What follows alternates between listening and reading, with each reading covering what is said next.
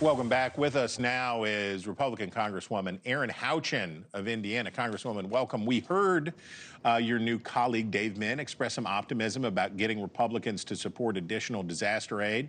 Is that something you're prepared to do for California? Thanks for having me, Chris. First, I want to say our thoughts and prayers, too, are with the victims and those fighting those fires. We're going to do what's necessary to take care of the American people. I agree with Congressman Min that this is not really a time to lay blame.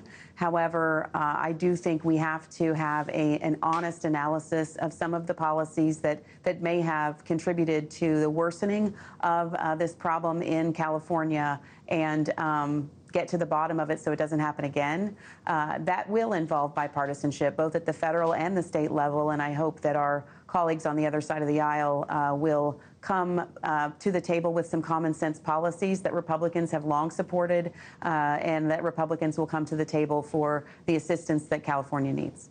Okay, the president-elect has been holding meetings this weekend with a number of House Republicans to try to get everybody on the same page about moving his agenda through Congress.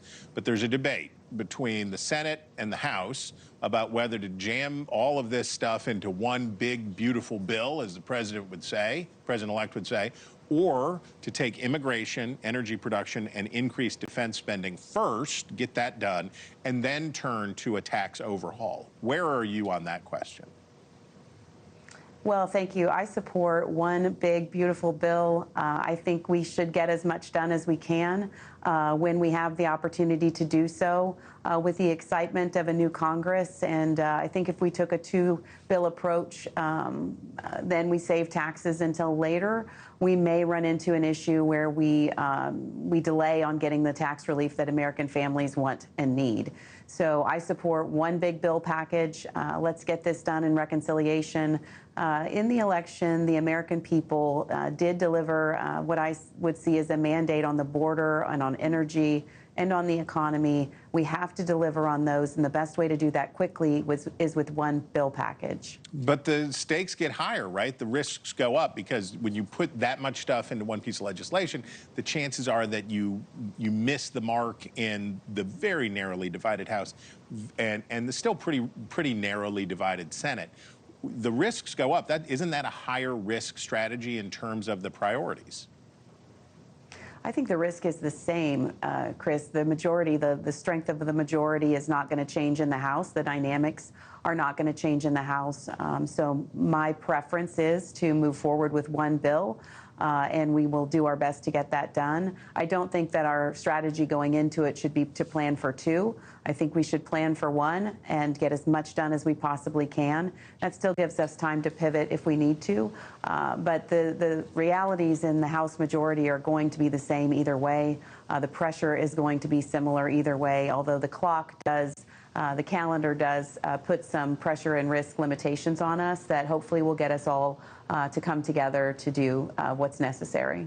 Okay, Meta, the parent company of Facebook and Instagram, made the decision this past week to do away with fact-checking on its sites and dial back restrictions on political content on their platforms.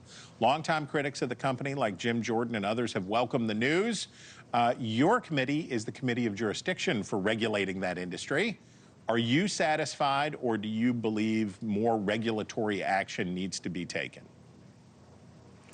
Well, look, I am overjoyed that Mark Zuckerberg at Facebook has come to the reality and the decision that this is the independent, quote unquote, independent fact checkers maybe were not the best strategy, and he's going to go toward community notes like we've seen Elon Musk do with X.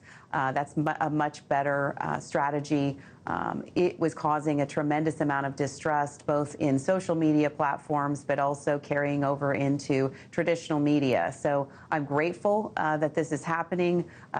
Words, though, do require to be backed up with action. So we'll keep an eye on what the actions that Facebook and these other social media platforms take.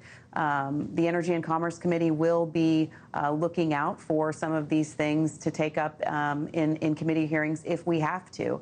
But for now, I am happy with Mark Zuckerberg's decision, and I'm in a wait-and-see approach to make sure that it is actually serving the rights of the free speech of Americans across the country. Thanks for watching. Go to joinnn.com to find NewsNation on your television provider. And don't forget to click the red subscribe button below to get more of NewsNation's fact-driven, unbiased coverage.